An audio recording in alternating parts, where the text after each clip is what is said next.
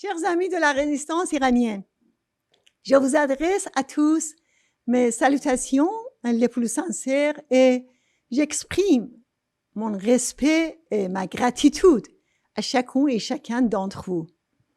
Vous êtes les amis des jours difficiles de cette résistance. Vos prises de position courageuses ont toujours été efficaces pour lutter contre le fascisme religieux qui a malheureusement le soutien des partisans de la complaisance en Occident.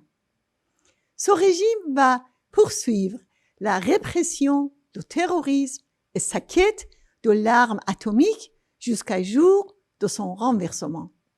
Pendant de nombreuses années, les gouvernements occidentaux ont pratiqué la complaisance avec le régime en disant vouloir soutenir les modérés. Bien sûr, nous avons dit dès le premier jour que la modération dans la dictature religieuse est un gros mensonge. Mais avec ce mensonge, les partisans de la complaisance ont justifié leur politique de soutien au fascisme religieux. Maintenant, les mollahs ont jeté le masque de modéré et Khamenei a mis à la présidence Raïssi, un des principaux bourreaux du massacre de 1988. Cependant, les défenseurs de la complaisance ne lâchent pas le régime des mollahs. Ebrahim Raïssi est directement impliqué dans la tuerie de milliers de personnes. Il doit être jugé et non pas venir à la table des négociations. Et à présent, ce criminel va aller à New York à l'Assemblée générale de l'ONU.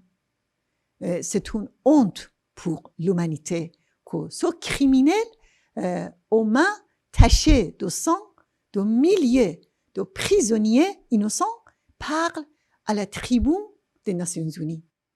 Depuis son arrivée à la présidence, le nombre d'exécutions a doublé.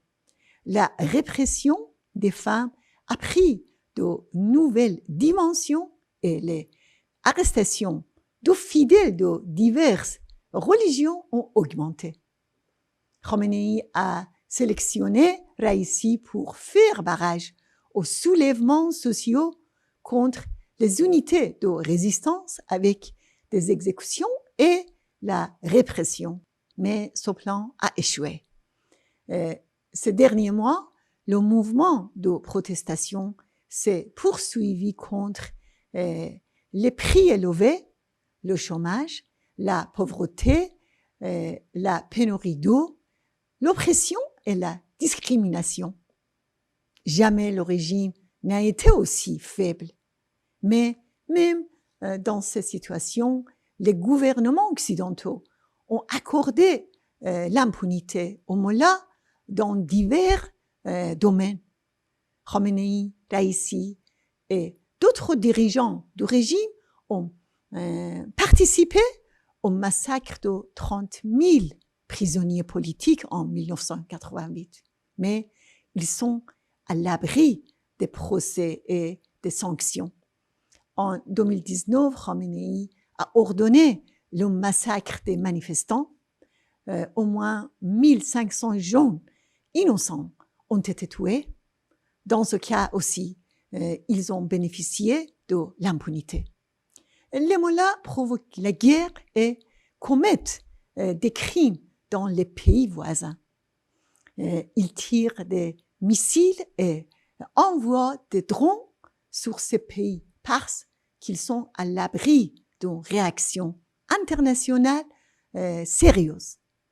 L'exemple le plus récent est le traité entre la Belgique et le régime iranien pour l'échange de prisonniers.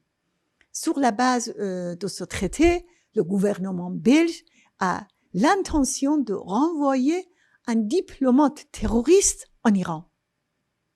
C'est lui qui dirigeait le plan de grand massacre au rassemblement de la résistance iranienne à Villepinte en 2018.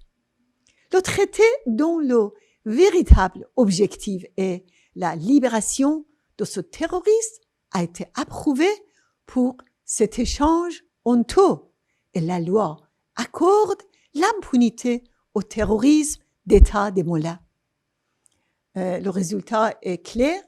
Les pastorants et le ministère du renseignement vont développer leur terrorisme en Europe.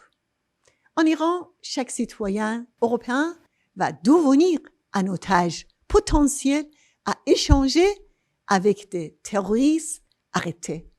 Or, la bonne réaction, comme l'a dit le dirigeant de la résistance, c'est que face aux prises d'otages et au chantage, il faut opposer au régime des plaintes en justice et le procès de Raïssi, le bourreau de 88 pour crimes contre l'humanité, crimes de guerre et génocide.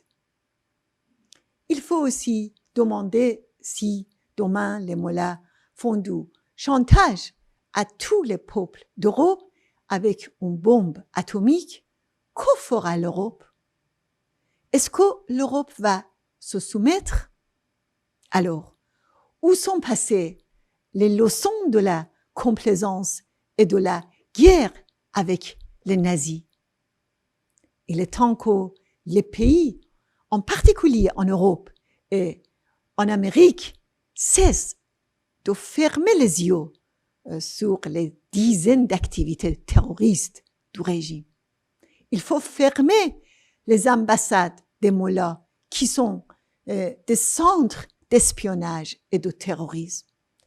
Il faut conditionner les relations politiques et économiques avec ce régime à l'arrêt des exécutions et de l'exportation du terrorisme.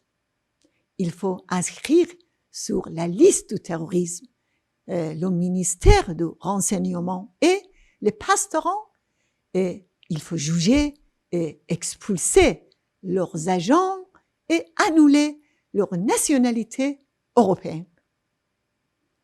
Le temps est venu pour la communauté internationale de demander des comptes au régime des mollahs. Je vous remercie.